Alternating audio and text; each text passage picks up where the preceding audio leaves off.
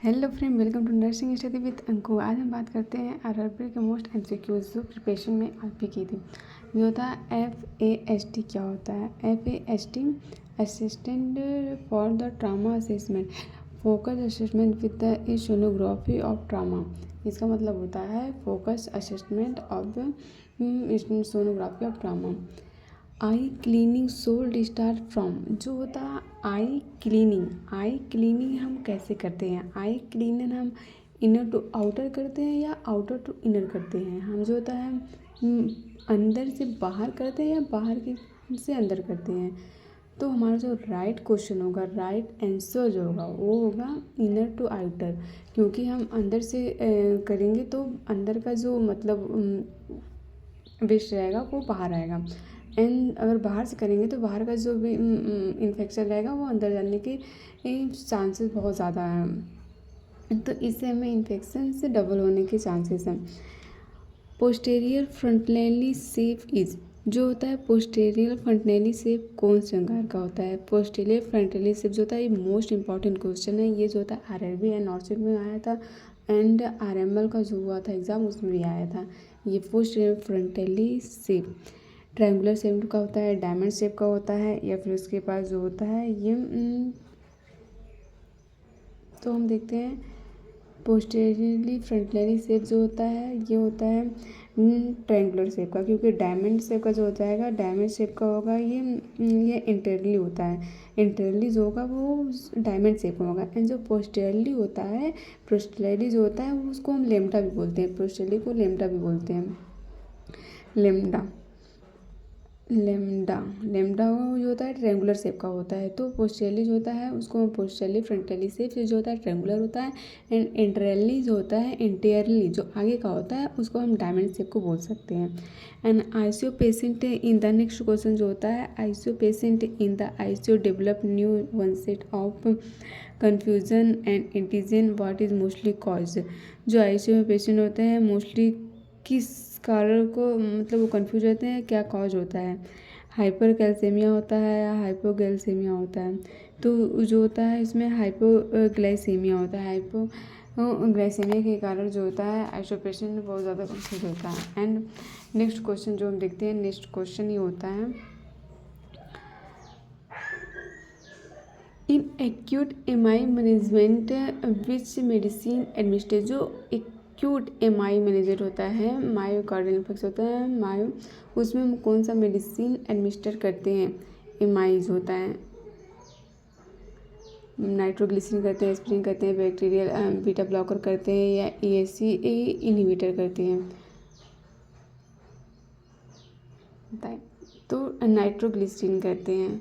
MI में MI का first medicine administer होता है ये नाइट्रोग्लिसरीन होता है। एंड सेकेंड क्वेश्चन जो होता है down syndrome in the word of the day. Down syndrome किस दिन जो होता है इस वर्ड में मनाया जाता है? 21 मार्च।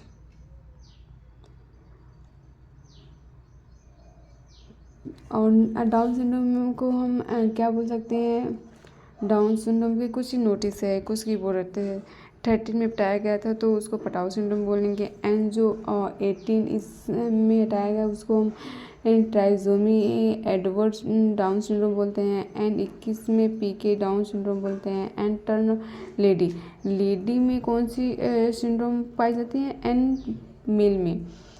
तो मेल एंड फीमेल में कौन से डाउन सिंड्रोम पाए जाते हैं? जो मेल में पाया जाता है वो होता है clean filter only in male, ये वाला kill the boy, clean filter only in the male. And जो होता है लेडी में जो पाया जाता है टर्न लेडी जो होता है टर्न वनली फीमेल्स, ये जो होता है टर्नर जो होता है वनली फीमेल पाया जाता है। ये क्वेश्चन मोस्टली पूछा है कि जो होता है कौन सा सिंड्रोम ऐसा है जो लेडी में कॉमन होता है, लेडी में ही पाया जाता है?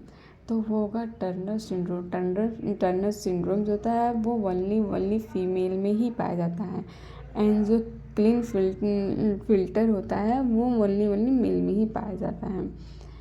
तो हाइपोगैलेमिक शॉक, देखते हैं नेक्स्ट क्वेश्चन क्या होता है। हाइपोगैलेमिक शॉक इन patient provide IV fluid.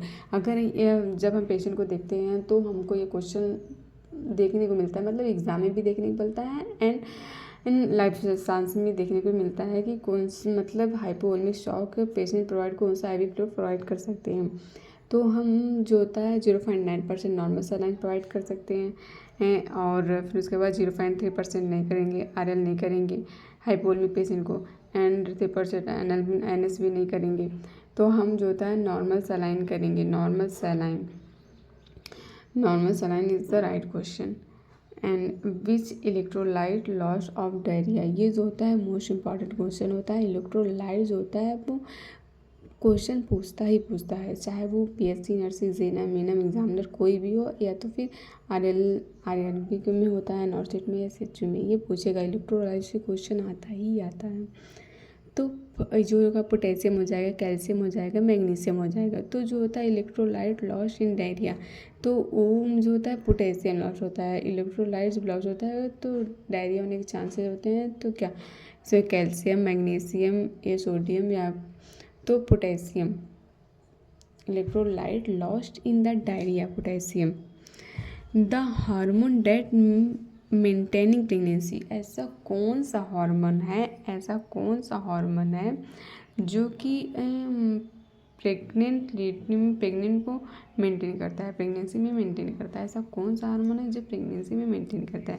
Progesterone हो गया, एस्ट्रोजन हो गया, ऑक्सीटोसिन हो गया, हाइपरथर्मिया हो गया। तो प्रोजेस्टेरॉन जो होता है, यहाँ पे टिक लगाया भी, प्रोजेस्टेरॉन जो होता है ये प्रेगनेंसी को मेंटेन करता है।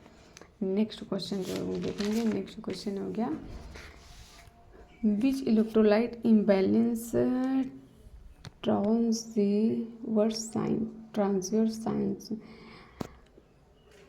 हाइपरनेट्रीमिया, हाइपोकैलेमिया, हाइपोकैल्सीमिया, हाइपरकैलेमिया। तो इसका जो क्वेश्चन होगा hypokalaemia. And which condition characterise moon face and buffalo hump, Cushing syndrome, hypothyroidism, Addison disease. तो कॉजिन सिंड्रोम को किस नाम से भी जानते हैं, एडिसन डिजीज होती है। कोड ऑफ इथिक्स, फंडामेंटल का most important question, code of ethics. Which of the following annotative principle, कौन सा ऐसा वो है कि एनोटिव प्रिंसिपल मतलब which of the following not principle. Code of ethics में प्रॉफिट मैक्सिमेशन का। एंड ये जो होगा the code of the ethics the lawyers typically comprise with the following obligations, promoting justice and fairness.